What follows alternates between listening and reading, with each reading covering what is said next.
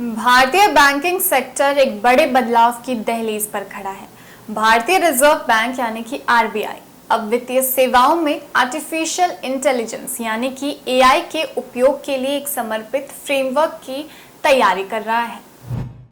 AI तकनीक का इस्तेमाल भारतीय बैंक पहले से ही क्रेडिट स्कोरिंग, धोखाधड़ी की पहचान और अन्य कई कामों के लिए करता आया है, लेकिन अब आरबीआई का उद्देश्य है कि एक ऐसा ढांचा बनाया जाए जो डेटा गोपनीयता, ग्राहक सहमति और पारदर्शिता को और भी मजबूत करे।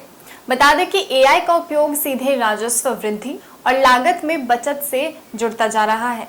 विशेषज्ञों के अनुसार जनरेटिव एआई के इस्तेमाल से बैंकिंग दक्षता में 46% तक का सुधार होने का संभावना है और साल 2033 तक भारतीय एआई इन फाइनेंस बाजार के करीब 1.2 लाख करोड़ को पार करने की उम्मीद है। साथ ही ग्राहकों की सहमति को एक बार की अनुमति से आगे ले जाकर उसे लगातार अपडेट करने की प्रणाली भी विकसित की जा रही है। अब तक ये तकनीक ज्यादातर बड़े बैंकों और एनबीएफसीज तक ही सीमित थी, लेकिन नए रेगुलेटरी फ्रेमवर्क से छोटे और टियर 2 और टियर 3 के बैंकों में भी एआई के उपयोग में तेजी देखने को मिल सकती है।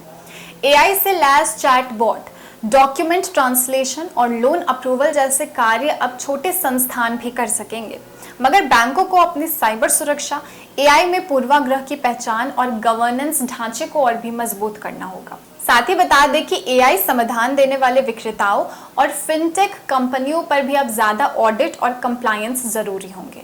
और ये भी जान लीजिए कि एआई से बैंक अब उन ग्राहकों तक भी पहुंच सकेंगे जिनके पास पारंपरिक क्रेडिट हिस्ट्री नहीं है।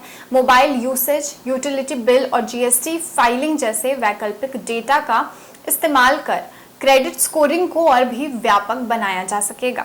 हालांकि भारत में अभी कोई एआई विशिष्ट कानून नहीं है, इसलिए बैंकों पर अब ये जिम्मेदारी है कि वे सावधानी से एआई का प्रयोग करें।